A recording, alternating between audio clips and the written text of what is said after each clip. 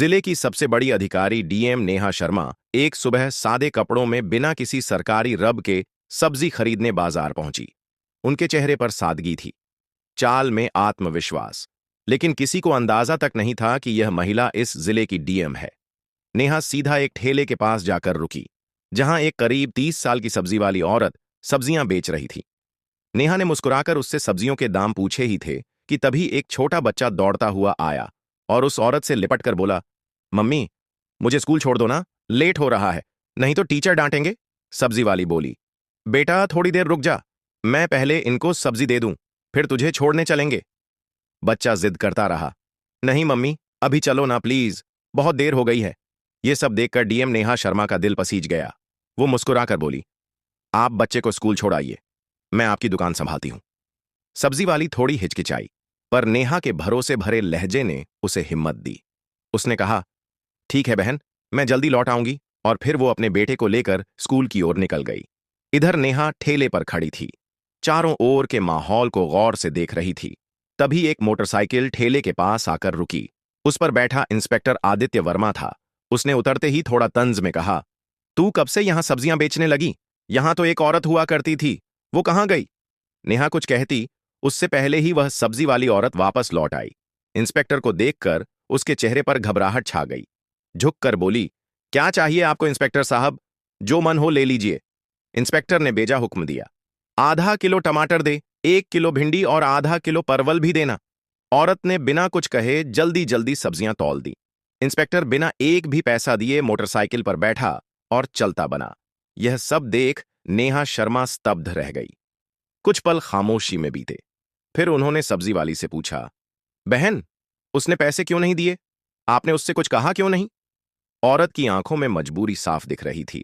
धीमे स्वर में बोली, बहन, क्या कहूं, यह इंस्पेक्टर रोज ऐसे ही सब्जियां ले जाता है।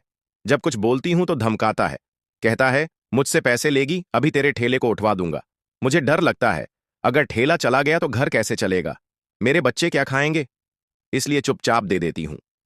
यह सुनकर डीएम नेहा शर्मा के चेहरे का रंग बदल गया। अंदर तक हिल गई वो। उन्हें यकीन नहीं हो रहा था कि कानून के रक्षक खुद कानून का मजाक उड़ा रहे हैं। उन्होंने गंभीर स्वर में कहा, बहन, अब ऐसा नहीं होगा। मैं अब आपके साथ हूं। इंसाफ दिलाना मेरा फर्ज है। आप एक काम कीजिए, मेरा नंबर लें, लीजिए। कल जब आप ठेला लगाएंगी तो आप नहीं, मैं वहां रहूंगी। आप घर पर आराम कीजिए। बाकी मैं देख लूंगी कि वह इंस्पेक्टर पैसे देता है या नहीं, और अगर नहीं देता तो मैं उसे कानून की ताकत दिखाकर ही रहूंगी। औरत की आंखों में आंसू थे, लेकिन पहली बार उसमें राहत और उम्मीद झलक रही थी। अगली सुबह नेहा शर्मा ने एक गांव की औरत का भेष बनाया। ना कोई मेकअप, ना कोई पहचान। साधारण साड़ी पहने, सिर पर पल्लू रखे, वो ठेले पर आ खड़ी हुई। ठेले पर ढेर सारी सब्जियां सजाई गई। सब कुछ तैयार था। कुछ ही देर में वहीं इंस्पेक्टर आदित्य वर्मा अपनी मोटरसाइकिल पर वहां पहुंचा। इंस्पेक्टर आदित्य वर्मा ने अपनी मोटरसाइकिल ठेले के पास लगाई और घूरते हुए बोला, क्या बात है, आज फिर तुम यहां? वैसे तुम उसकी क्या लगती हो? कल भी तुम यहीं थी और आज भी। नेहा शर्मा, जो अब भी गांव की एक आम महिला के रूप में खड़ी थी, धीरे से बोली, मैं की बहन हूं, इसलिए आज उसकी जगह ठेला संभाल रही हूं। इंस्पेक्टर ने घिनौनी मुस्कान के साथ कहा, तो तुम तो अपनी बहन से भी ज्यादा खूबसूरत निकली। बहुत प्यारी लग रही हो आज। फिर आंखों से उसे ऊपर से नीचे तक देखता रहा और बेहूदे लहजे में बोला, वैसे छोड़ो ये सब, मुझे 1 किलो टमाटर चाहिए और साथ में थोड़ा धनिया और मिर्च भी दे देना। नेहा ने बिना कोई प्रतिक्रिया दिए सब्जियां तौली और चुपचाप उसके हाथ में दे दी। जैसे ही इंस्पेक्टर सब्जियां लेकर पलटने लगा और मोटरसाइकिल स्टार्ट की, नेहा ने सख्त आवाज में कहा, रुकिए, आपने अभी तक सब्जियों के पैसे नहीं दिए। सब्जियों के पैसे दीजिए, ऐसे नहीं चलेगा। इंस्पेक्टर झुंझुलाकर बोला, कौन से पैसे? मैं तो रोज फ्री में लेता हूं। अपनी बहन से पूछ लेना, वो तो कुछ नहीं कहती, और तुम ज्यादा जुबान मत चलाओ मेरे सामने। वो फिर से जाने लगा। तभी नेहा ने तेजी से कहा, आप मेरी बहन से चाहे जैसे लेते हो, लेकिन मुझसे नहीं। सब्जियों के पैसे देने होंगे। हमें भी पैसे खर्च करके ही यह सब्जी लानी पड़ती है, और अगर हम एक दिन सब्जी ना बेचे तो हमारे घर का चूल्हा नहीं जलता। आप जैसे लोग फ्री में सब्जी ले जाकर हमारे पेट पर लात मारते हैं। इतना सुनना था कि इंस्पेक्टर का घमंड भड़क उठा। उसने गुस्से में आकर एक जोरदार थप्पड़ नेहा के गाल पर जड़ दिया। नेहा लड़खड़ाई, लेकिन खुद को संभाल लिया। आंखों में आंसू थे, लेकिन आत्मसम्मान अब और चुप रहने को तैयार नहीं था। नेहा ने कांपती आवाज में कहा, आपने एक महिला पर हाथ उठाकर बहुत बड़ी गलती की है। इसका अंजाम भुगतना पड़ेगा आपको। इंस्पेक्टर और भड़क गया। गुस्से में चिल्लाया, तू मुझे सिखाएगी? तेरी इतनी औकात? अभी बताता हूं। फिर उसने नेहा के बाल खींच लिए। नेहा दर्द से करा उठी, लेकिन बाल छुड़ाकर बोली, यह सब बहुत गलत हो रहा है। मैं तुम्हारे खिलाफ रिपोर्ट करवाऊंगी। तुम्हें सब्जियों के पैसे देने ही होंगे। लेकिन इंस्पेक्टर अपनी हैसियत के नशे में डूबा हुआ था। बोला, रिपोर्ट? तेरी इतनी औकात है? तू एक सब्जी बेचने वाली और मैं इस थाने का इंस्पेक्टर, मैं तुझे यहीं खड़े खड़े खरीद सकता हूं। ज्यादा जुबान चलाई तो उल्टा तुझे ही जेल में डाल दूंगा। इतना कहकर वह मोटरसाइकिल स्टार्ट कर वहां से चला गया। नेहा गुस्से से कांप रही थी, लेकिन अब भी उन्होंने खुद को संयमित रखा। वह जानना चाहती थी कि यह इंस्पेक्टर कितनी हद तक गिर सकता है। कुछ पल ठेले के पास बैठने के बाद उन्होंने सब्जी वाली को फोन किया और कहा, अब तुम ठेले पर आ जाओ। सब्जी वाली के आते ही नेहा वहां से चुपचाप निकल गई। घर जाकर उन्होंने अपने साधारण कपड़े बदले और पीले रंग का सलवार सूट पहनकर एक सामान्य महिला की तरह बिना किसी पहचान के थाने पहुंची। थाने में पहुंचते ही उन्होंने देखा कि इंस्पेक्टर आदित्य वर्मा वहां मौजूद नहीं था। एक हवलदार डेस्क पर बैठा था। नेहा ने सीधा उससे पूछा, मुझे रिपोर्ट दर्ज करानी है। इंस्पेक्टर आदित्य वर्मा कहाँ हैं? और एसआईओ साहब से मिलना है। हवलदार ने जवाब दिया, इंस्पेक्टर साहब कुछ काम से घर गए हैं और एसआईओ साहब भी फील्ड विजिट पर बाहर गए हैं। आप चाहे तो कुछ देर बैठ जाइए। नेहा की आंखों में अब इंसाफ की आग थी और यह आग अब रुकने वाली नहीं थी। थाने में कुछ ही पल बीते थे कि अचानक दरवाजा खुला और भीतर एसआईओ रतिक राणा ने प्रवेश किया। भारी कदमों के साथ अंदर आते ही उसकी नजर पीले रंग का सलवार सूट पहने उस साधारण सी दिखने वाली लड़की पर पड़ी, जो और कोई नहीं बल्कि डीएम नेहा शर्मा थी। रतिक राणा ने कड़क आवाज में पूछा, तुम कौन हो और यहां क्यों आई हो? नेहा ने शांत स्वर में कहा, मुझे रिपोर्ट दर्ज करवानी है। यह सुनकर रतिक राणा व्यंग में मुस्कुराया और बोला, रिपोर्ट करवानी है तो पहले कुछ खर्चा पानी लाया है। यहां रिपोर्ट दर्ज कराने के लिए 10 से 20 हजार लगते हैं। लाई हो तो निकालो फटाफट, फिर लिखवाता हूं तुम्हारी रिपोर्ट। यह सुनते ही नेहा शर्मा का चेहरा सख्त हो गया। उन्होंने गंभीर स्वर में कहा, किस बात का पैसा? रिपोर्ट दर्ज करवाने के लिए कोई शुल्क नहीं लगता। आप रिश्वत क्यों मांग रहे हैं? प्रतीक राणा हंसते हुए बोला, तुम्हें किसने कहा कि मुफ्त में रिपोर्ट होती है? यहां जो भी आता है अपनी मर्जी से पैसे देता है, और अगर नहीं देगा तो उसकी रिपोर्ट नहीं लिखी जाएगी। अब तुम्हारी मर्जी है। नेहा ने गहरी सांस ली, फिर बोली, ठीक है, लीजिए 10 रुपए। अब रिपोर्ट लिखिए। पैसे लेते ही आरती राणा ने पूछा, बताओ किसके खिलाफ रिपोर्ट है?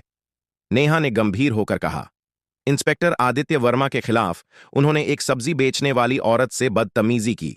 रोज उसके ठेले से पैसे के सब्जियां उठाते हैं, और जब मैंने विरोध किया तो मुझ पर हाथ उठाया। मैं इस पर सख्त कानूनी कार्यवाही चाहती हूं। रतिक राणा का चेहरा स्याह पड़ गया। घबराहट उसके चेहरे पर साफ दिख रही थी। उसने हकलाते हुए कहा, वह तो हमारे थाने के सीनियर इंस्पेक्टर हैं, और वैसे भी अगर कोई फ्री में सामान दे दे तो इसमें क्या गलत है? हम पुलिस वाले हैं, थोड़ा बहुत चलता है। नेहा अब सब समझ चुकी थी। यह सिस्टम अंदर से सड़ चुका था। यह केवल वर्दी नहीं, गरीबों की मजबूरी का सौदा कर रहे थे। उन्होंने कुछ नहीं कहा, बस चुपचाप थाने से निकल गई। लेकिन उनकी आंखों में अब एक आग जल चुकी थी। अगले दिन सुबह डीएम नेहा शर्मा वर्दी पहनकर गाड़ी से सीधे उसी थाने में पहुंची। साथ में उनके सरकारी गार्ड्स भी थे। थाने के गेट पर वर्दी में उन्हें देखकर सारा स्टाफ हक्का बक्का रह गया। अंदर घुसते ही इंस्पेक्टर आदित्य वर्मा और एसएचओ रतिक राणा दोनों मौजूद थे। दोनों के चेहरे पर हवाइयां उड़ गईं जब उन्होंने सामने उसी लड़की को देखा जिसे उन्होंने अपमानित किया था। लेकिन आज वह आम औरत नहीं थी, बल्कि जिले की डीएम थी। घबराए हुए दोनों एक साथ बोले, आप कौन हैं और यह वर्दी क्यों पहनी है? नेहा की आंखें अब एक अधिकारी की गरिमा से चमक रही थीं। उन्होंने गंभीर स्वर में कहा, वर्दी नहीं दिख रही? मैं हूं इस जिले की डीएम नेहा शर्मा, और मैं अब सब जान चुकी हूं कि इस थाने में किस तरह गरीबों को धमकाया जाता है, उनसे पैसे ऐंठे जाते हैं और कानून के नाम पर अत्याचार किया जाता है। दोनों के पांव तले जमीन खिसक गई। घबराहट में उनकी आवाज कांपने लगी। मैडम, ये क्या कह रही हैं आप? अगर आप वाकई डीएम हैं तो हमें कोई आईडी दिखाइए। नेहा ने बिना एक शब्द कहे अपने बैग से सरकारी पहचान पत्र निकाला और आरिक राणा के सामने रख दिया। आईडी देखकर रतिक राणा के हाथ कांपने लगे। उसके चेहरे से सारा रंग उड़ गया। तुरंत हाथ जोड़ते हुए नीचे झुक गया। माफ कर दीजिए मैडम, मुझे नहीं पता था कि आप डीएम मैडम हैं। मुझसे बहुत बड़ी गलती हो गई। पीछे खड़ा इंस्पेक्टर आदित्य वर्मा भी अब तक घबराया हुआ था। वह भी हाथ जोड़कर बोला, मैडम जी, माफ कर दीजिए। जो हुआ गलती में हुआ, आगे से कभी नहीं होगा। दोनों अधिकारी अब शर्मिंदगी में सिर झुकाए खड़े थे। लेकिन डीएम नेहा शर्मा की आवाज में अब कोई नरमी नहीं थी। उन्होंने कठोर स्वर में कहा, आज से तुम दोनों सस्पेंड हो।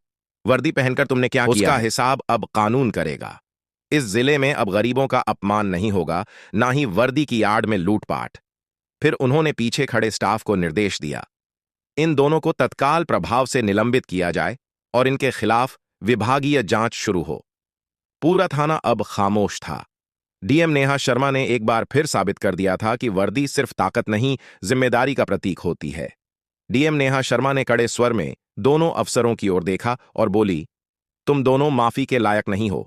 आज जो तुमने किया है वो एक अधिकारी नहीं, एक अपराधी करता है। अगर मैं तुम्हें माफ कर दूंगी तो तुम फिर वही हरकतें करोगे, फिर किसी गरीब को कुचलोगे, फिर किसी मासूम की आवाज दबाओगे। इतना कहकर वह आगे बढ़ने लगी, लेकिन तभी इंस्पेक्टर आदित्य वर्मा और एसआईओ रतिक राणा दोनों उनके पैरों में गिर गए। आंखों में पश्चाताप और चेहरे पर शर्म साफ झलक रही थी। मैडम, आप बिल्कुल सही कह रही हैं, हम वाकई माफी के लायक नहीं। प्रतीक राणा बोला, लेकिन एक आखिरी मौका दीजिए, हम सच में बदल जाएंगे। आज के बाद किसी गरीब को नहीं सताएंगे, किसी से फालतू पैसे नहीं लेंगे और हर फरियादी की इज्जत करेंगे। आदित्य वर्मा ने भी सिर झुकाकर कहा, हमें माफ कर दीजिए मैडम, वादा करते हैं कि दोबारा ऐसी गलती नहीं होगी, और अगर हो भी गई तो आप हमें सस्पेंड नहीं, सीधे जेल भेज देना। नेहा शर्मा कुछ देर चुप रही। उनकी आंखें दोनों की नम आंखों और डरे हुए चेहरे पर टिक गईं। फिर उन्होंने गहरी सांस ली और गंभीर स्वर में बोली, ठीक है, मैं तुम्हें माफ कर रही हूं, लेकिन यह आखिरी मौका है। अगली बार अगर किसी भी गरीब की आवाज मुझ तक पहुंची, अगर फिर किसी ने कहा कि थाने में अन्याय हुआ है, तो मैं तुम दोनों को सिर्फ सस्पेंड नहीं, सलाखों के पीछे डालूंगी, और इस बार कोई माफी नहीं होगी। दोनों अफसरों ने सिर झुका लिया। उनका आत्मसम्मान चूर चूर हो चुका था, लेकिन अब उनमें सुधार की एक सच्ची झलक थी। नेहा शर्मा ने थाने से बाहर निकलते वक्त एक नजर पूरे स्टाफ पर डाली और बोली, पुलिस की वर्दी डराने के लिए नहीं, भरोसा देने के लिए होती है। इस वर्दी की इज्जत तभी होगी जब इसे पहनने वाले खुद इज्जत देना सीखेंगे। डीएम के जाते ही पूरे थाने में सन्नाटा छा गया। सबके चेहरों पर शर्म और सोच की लकीरें थीं। उस दिन के बाद पूरा थाना जैसे बदल गया। अब ना कोई रिश्वत लेता था, ना किसी गरीब की आवाज दबाई जाती थी। हर फरियादी की बात सुनी जाती, रिपोर्ट बिना पैसों के दर्ज होती, और सड़क से बाजार तक हर जगह पुलिस लोगों की मदद करती नजर आने लगी। सब्जी वाली औरत भी अपने ठेले पर मुस्कान के साथ बैठती थी, क्योंकि अब उसे किसी का डर नहीं था। यह कहानी हमें सिखाती है कि हिम्मत और ईमानदारी से बड़ी कोई ताकत नहीं होती। अगर किसी पद पर बैठा व्यक्ति अन्याय करता है तो उसकी वर्दी नहीं, उसके कर्म बोलते हैं, और जब सच बोलने वाला उठ खड़ा होता है तो पूरा सिस्टम बदल सकता है। अगर आपको यह वीडियो पसंद आया हो तो एक लाइक जरूर करें। गरीबों की आवाज को और लोगों तक पहुंचाने के लिए शेयर करें, और ऐसी ही कहानियों के लिए हमारे चैनल अर्जुन ए वॉइस को सब्सक्राइब करना ना भूलें।